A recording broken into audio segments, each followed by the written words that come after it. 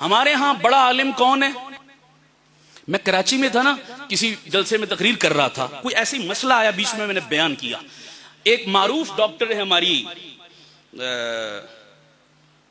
Media की दुनिया की, तो एक बंदे ने मुझ पर सवाल कर दिया, मौलाना साहब आप ये मसला तो यूं बयान कर रहे हैं, फलां डॉक्टर साहब से तो मैंने सुना, उन्होंने तो यूं बयान किया, अगेन मेरे इख्तिलाफ कर दिया उन्होंने।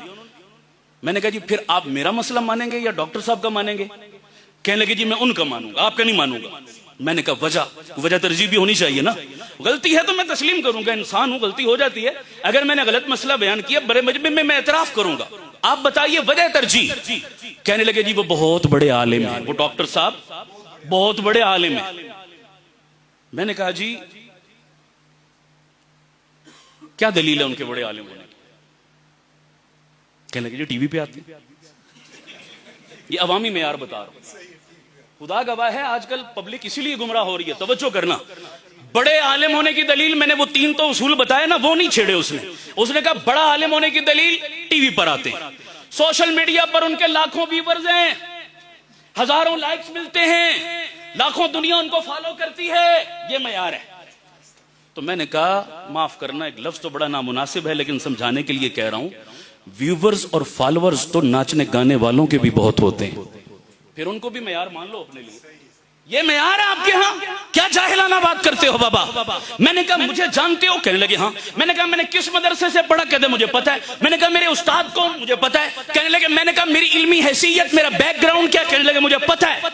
मैंने कहा उन डॉक्टर साहब के बारे में क्या जानते हो? कौन से मदरसे में पढ़ा? कहता नहीं पता। मैंने कहा उनके उस्ताद? कहता नहीं पता। मैंने कहा उनका इल्मी बैकग्राउंड? कहता नहीं पता। मैंने कहा एक के बारे में कुछ नहीं पता, उसकी बात मानते हो, एक के बारे में सब कुछ पता, उसकी बात रद्द करते हो, ये वजह मुझे समझ में नहीं आई। महज टीवी पर आना कोई मयार है? वो बोलो।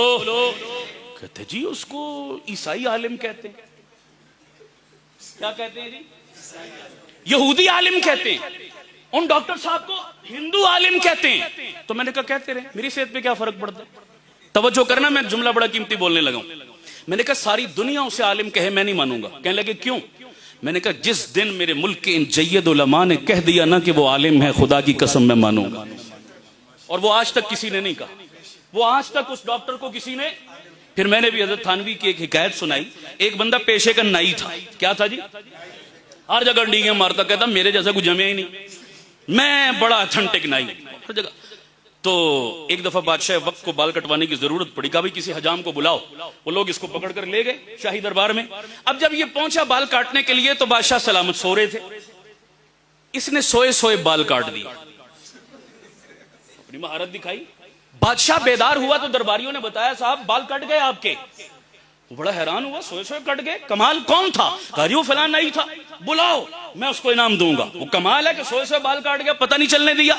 अब इसको बुलाया, ये बड़ा खुश जी, बादशाह के दरबार से सर्टिफिकेट भी मिला, शाबाश भी मिली और इनाम। घर आया ना बेगम को बताने कि पलिए लोग के अजते तू भी मन ना। ये सब मान लेती है दुनिया, वजारत दाखिला को मनवाना। वो कोई अल्लाह वाले बुजुर्ग थे ना, बड़े पीर, बड़ी इज्जत थी, लोग हाथ चूमते थे। घर में बीवी इतनी इतनी गालियां निकालती, टके की इज्जत नहीं। वो बेचारे परेशान, या अल्लाह बाहर लोग मेरे जूते उठाते हैं और घर में ये इतनी मन मन की गालियां देती है। एक दिन घर में आया तो बीवी को कहने लगी अल्लाह की बंदी आज तो मान जा। उसने कहा क्यों? आज तूने देखा मैं यूं हवा में से उड़ के गया हूं, आज मेरी करामत, हवा में से उड़ता हुआ मैं घर के सेन से गुजर के गया था, देखा तूने? मैंने कहा अच्छा ये तू था? हाँ मैं ही तो था, और कौन था? तो कहने लगी ताई मैं आंखें डिंगा डिंगा क्यों पे उड़ जाए, शक मैंने पै गया सी पहले, उसने कीड़ा निकाल के ही छोड़ना है। सुनो एक जुमला कहने लगा हूं, खुदा की कसम दुनिया माने कमाल नहीं है, घर की बीवी माने कमाल है। और ये कमाल अगर किसी शख्सियत में था तो उसे मोहम्मदुर रसूलुल्लाह कहते हैं। सबसे पहले घर की बीवी रत्बुल लिसान है, आका आपसे कोई नहीं है। अब ये मेरी बात दूर निकल जाएगी। ये कमाल है क्योंकि बीवी लिबास है, उससे ज्यादा इंसान की शख्सियत को कोई और ये मामूली बात नहीं है। तो बेगम को कहने लगा तू भी मान, आज तो बादशाह भी मान गया है, मेरे नई पुणे को, मेरी मास्टरी को, मेरे उस्तादी को। बीवी बड़ी समझदार थी। जुमला सुनना, बीवी कहने लगी बादशाह जैसे 100 मिलकर भी तुझे उस्ताद कह दें मैं फिर भी। अब ये उससे लड़ पड़ा, कहता तुझसे मेरी तारीफ इज्जत बर्दाश्त नहीं होती, तू मुझसे जलती हसद करती। उसने कहा बात हसद की नहीं, बात उसूल की है। उसूल क्या है? उसने कहा उसूल ये है कि बादशाह को क्या पता कि नाई पुना क्या होता है। वो बादशाह है, नाई नहीं है। वो समझ आ रही नहीं आ रही? उसको इस फन की बारीकियों का कुछ नहीं पता। तो बादशाह जैसे 100 मिलकर तेरी। हाँ, मैं तुझे उस्ताद उस दिन मानूंगी जिस दिन तेरे साथ के 4 नाइयों ने मिलकर तुझे उस्ताद कह दिया, और वो आज तक किसी ने नहीं कहा। फलां टीवी पर आ गया, फलां मीडिया पर आ गया, फलां सोशल मीडिया पर आ गया, फलां के इतने फॉलोवर हो गए, फलां को इतने लाइक मिल गए, फलां ने उसकी तारीफ कर दी, फलां ने उसकी तारीफ कर दी। क्या तमाशा है? दीन को बाजीचा अतफाल मत बनाओ, दीन को खिलवाड़ मत करो, अल्लाह के कुरान के साथ जुल्म मत करो। कुरान समझने के लिए बहरहाल तुम्हें उलमा के दरवाजे पे आना पड़ेगा। आखिरी बात कह के बात खत्म करता हूं। ये अंधेरों की तज़किरा कर रहा हूं, अंधेरों वालों को सीन थोड़े ही होते हैं। ये अंधेरे वाले ना जिनका मैं जिक्र कर रहा हूं। हाँ, रोशनियां तो मौलाना जला रहे हैं ना। खैर, आखिरी बात कहने लगा हूं। हमारे पिंडी में एक एकेडमी है। वो जितने सरकारी महकमों के रिटायर बाबे हैं ना, उन्होंने बनाई हुई है। जितने महकमों से रिटायर हो गए, बजायर अपने तेंगे अच्छा काम किया उन्होंने। एकेडमी का नाम रखा इस्लामिक रिसर्च एकेडमी। क्या नाम रखा? अच्छा, ये जुमला भी बड़ा खतरनाक है। क्यों हजरत? ये रिसर्च वाला कीड़ा है ना, यही तो गुमराह कर रहा है सबको। ऐसा ही है जी। अब बात आ गई है तो थोड़ी सी मैं इस पर अर्ज कर दूं जरा। बात रोशनी अंधेरों की चल रही है। रिसर्च, आपसे सवाल करता हूं, मुझे बताएं, एक लफ्ज होता है सर्च और एक क्या होता है? एक होता है चेक और एक होता है। इतना तो आप माशाल्लाह सब जानते होंगे। ये रिसर्च और रीचेक कौन सी अथॉरिटी करती है, जूनियर या सीनियर? ऊंची बोलो भाई, और ऊंची बोलो। और हमारा ईमान है कि सहाबा, फुकहा, अइम्मा मुज्तहिदीन, मुहद्दिसीन हर एतबार से हमसे कोसों ज्यादा सीनियर थे या नहीं थे? हमें तो अले बे भी नहीं आती बाबा, हम तो नकाल है सारे। हम तो उनकी जूतियों के सदके जो कुछ मिला आगे नकल कर रहे हैं। हमें कुछ नहीं पता। वो असल थे, वो अथॉरिटी थे, वो हुज्जत थे, वो दलील थे, वो थे असल सीनियर। उन्होंने जितने मसाइल कुरान और सुन्नत की रोशनी में हमारे हवाले कर दिए, हमें चुप करके आंखें बंद करके उन मसाइल पर क्या करना चाहिए? ऊंची बोलो, क्या करना चाहिए?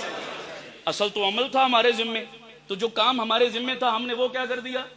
हमने दूसरा पंगा लेना शुरू कर दिया। रिसर्च। अब इन बेवकूफों से को पूछे कि बाबा तुम 14वीं सदी में आकर अपनी नमाज सीधी नहीं आती, तुम सहाबा के मसले रीचेक करोगे, तुम कुरान और सुन्नत पे रिसर्च करोगे, तुफ है तुम्हारी अक्लों पर। बात समझ आ रही नहीं आ रही? ये क्या तमाशा बना के रख दिया तुमने? तुम्हें हक किसने दिया रिसर्च करने का जनाब? पहले अपनी अथॉरिटी तो बताओ। क्या पिद्दी और क्या पिद्दी का शोरबा? क्या तुम और क्या तुम्हारी औकात? कभी आजकल के किसी डॉक्टर को चैलेंज करना गवारा नहीं किया, किसी इंजीनियर की तहकीक को चैलेंज करना गवारा नहीं किया, किसी साइंटिस्ट की तहकीकात पे रिसर्च करना गवारा नहीं किया। तो क्या कुरान और सुन्नत ही इतना लावारिस रह गया कि जो एरा गैरा उठे वो रिटायरमेंट के बाद कुरान पे रिसर्च शुरू कर दे? भाई रिसर्च का तो मतलब ही ये है कि पहली सर्च पर हमें एतमाद, उसका तो माना ही ये बनता है बाबा। तो तुम सहाबा की तहकीकात पर एतमाद करते हो या नहीं करते? बोलो। अइम्मा मुज्तहिदीन और फुकहा की तहकीक पे एतमाद करते हो या नहीं करते? तो उन्होंने मुझे दावत दी रिसर्च एकेडमी में। मैं चला गया, वो मौजू कुछ और था, लेकिन मुझसे पहले एक प्रोफेसर साहब वहां खड़े हुए, वो गुफ्तगू कर रहे, तो मैं पहुंचा तो मेरे कान में उनकी बात पड़ गई। कहने लगे जी अल्लाह ताला कुरान में फरमाते हैं वलकद यस्सरनल कुरान, हमने कुरान को क्या बनाया? कुरान आसान है। अल्लाह कहता है इन मौलवियों ने चक्रों में डाला हुआ है।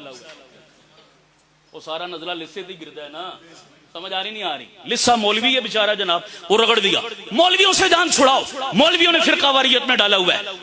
अपनी दुकान अपने पेट की खातिर ये कौम को पीछे लगाए रखते हैं। आसान है कुरान, अब तो हर जुबान में तर्जुमे भी मिलते हैं। घर बैठो और खुद क्या करो? खुद सीखो, खुद समझो। ज्यादा जरूरत है तो ऑनलाइन आ जाओ। समझ आ रही नहीं आ रही? गूगल तुम्हारा उस्ताद, गूगल तुम्हारा शेखुल कुरान है, गूगल तुम्हारा शेखुल हदीस है। उससे पूछो, वो तुम्हारी रहनुमाई करेगा। मौलवियों की कोई जरूरत नहीं। फिर साथ एक लॉजिक और दलील भी पेश की। कहने लगे जी अल्लाह ताला कुरान में कहता है तिबयानन लिकुल्लि शै, हमने हर चीज को कुरान में क्या कर दिया? भाई हर इल्म जब हर चीज कुरान में मौजूद है तो मुझे मौलवी के पास जाने की क्या जरूरत? ये लॉजिक पेश की। हर चीज कुरान में मौजूद, अल्लाह कह रहा है, मौलवियों की क्या जरूरत? बड़ा मुझे दुख हुआ यार, ये देखो कितनी बड़ी जहालत ये फैला रहा है और कितने लोगों के ज़हन खराब। खैर जब मेरा नंबर आया तो मैंने भी असल मौजू को तो छोड़ दिया, मैंने कह दिया अब इसी का ऑपरेशन जरूरी हो गया। समझ आ रही नहीं आ रही? हंगामी बुनियादों पे कभी ऑपरेशन करना पड़ता है, सीरियस केस आ जाते हैं। क्यों जी डॉक्टर साहब? हो जाता है ना जी, सारे काम छोड़ के आप सर्जन भागे भागे जाते हो, ऑपरेशन जरूरी है अभी, वरना काम खराब हो जाएगा। ये ऑपरेशन न किया, टांग न काटी तो जरासीम पूरे वजूद में खतरा होता है ना जनाब, फौरी ऑपरेशन। खैर मैंने कहा जी मेरे मोहतरम ने जो आयत पढ़ी कुरान मजीद की, आयत ठीक पढ़ी, तर्जुमा ठीक किया, आगे डंडी मार गए। जब मतलब और तशरीह की बारी आई, वलक़द यस्सरनल कुरान, कुरान आसान है, तो आसान का ये मतलब कहां से ले लिया कि उस्ताद की जरूरत नहीं? ये कौन सी किताब में? हजरात आप तशरीफ फरमा है, मुझसे ज्यादा साहिब इल्म लोग बैठे हैं। क्यों जी ऐसा कोई मतलब है कि उस आसान चीज? मैं आपसे पूछता हूं, रोटी खाना आसान है या मुश्किल? वो तो सारे हंसते आसान। खाना आसान है, पकाना मुश्किल है। साइकिल चलाना आसान है या मुश्किल? दो जवाब आ रहे, ज्यादा कह रहे हैं आसान, कुछ कह रहे हैं मुश्किल। अच्छा अब अगला सवाल, जहाज चलाना आसान है या मुश्किल? अब सबने कहना मुश्किल। हम देखते हैं 23 मार्च को जनाब वो परेड होती है और फिजा में तैयारे उड़ते हैं और वो कलाबाजियां लगाते हैं और करतब दिखाते हैं और हम इतना मुंह खोलकर जनाब उनको हैरान परेशान, या अल्लाह तैयारों की कलाबाजियां लग रही है, क्या है? एक जुमला कहने लगा, मुश्किल है उसके लिए जिसने चलाना सीखा नहीं, और आसान है उसके लिए जिसने चलाना, जिसने नहीं सीखा उसके लिए साइकिल भी मुश्किल, और जिसने सीखा उसके लिए जहाज भी क्या है? आसान। ये मतलब है इस आयत का कि जिसने इन उलमा के कदमों में बैठकर कुरान सीखा, कुरान उसके लिए आसान है, और गुमराही है उसके लिए जिसने आज खुद इंटरनेट पे बैठ के सीखा। अगर कुरान हिदायत देता है तो यही कुरान गुमराह भी करता है, नहीं करता? खुद कुरान का ऐलान है, युज़िल्लु बिही कसीरा व यहदी बिही कसीरा। और मैंने कहा रह गया तेरी दूसरी बात का जवाब। जी अल्लाह कहता है मैंने हर चीज को कुरान में बयान कर दिया, जब सब कुछ कुरान में, मौलवी के पास जाने की क्या जरूरत? मैंने कहा मैं भी एक बात करता हूं। कहने लगे क्या? अच्छा उस जुमला उसने ना सूरा कुबरा मिलाकर बड़ा मजेदार बनाया। कहने लगे हर मसले का हल कुरान में मौजूद और कुरान मेरे घर में मौजूद, मुझे मौलवी के पास जाने की क्या जरूरत? तो लोगों ने बड़ा अप्रिशिएट किया, क्या कमाल का जोड़ बिठाया सर जनाब। मैंने कहा सेम ये जुमला मैं भी बोलता हूं, जरा करना वाह वाह। कहने लगे क्या? मैंने कहा हर बीमारी की दवा मेडिकल स्टोर में मौजूद, मेडिकल स्टोर मेरे घर में मौजूद, मुझे डॉक्टर के पास जाने की क्या जरूरत? मैंने कहा बोलो अब दो जवाब। आप क्या कहेंगे? मेरे डॉक्टर भाई बैठे हैं, बोलिए क्या मेरी बात दुरुस्त है? बोलो सारे। और जी डॉक्टरों ने दुकानदारी बनाई हुई है, अपनी फीस के लिए कहते हैं नहीं हमारे पास आओ। क्या ख्याल है मेरे ये लॉजिक दुरुस्त होगी? नहीं। आपका घर दवाइयों से भरा हो, लेकिन कब लेनी है, कितनी लेनी है, किस मिजाज के बंदे को कैसी दवा लेनी है, तमाम दवाइयों के बावजूद तुम डॉक्टर के मोहताज हो। कुरान और हदीस तेरे घर में तेरी जुबान वाला पड़ा तर्जुमा मौजूद है, लेकिन इसको समझना क्या, मतलब क्या, मफहूम क्या, तशरीह क्या और इसकी वजाहत क्या है, सारी अलमारियां भरी हैं किताबों की, फिर भी कुरान और सुन्नत के समझने के लिए उलमा के मोहताज। आ रही है समझ? नहीं आ रही? इतना काफी है जी। मैं वक्त बहुत हो गया, मैं माजरत चाहता हूं, फिर बाकी उधार से ही यार जिंदा मुलाकात बाकी। व आखिर दावाना अनिल हम्दुलिल्लाह।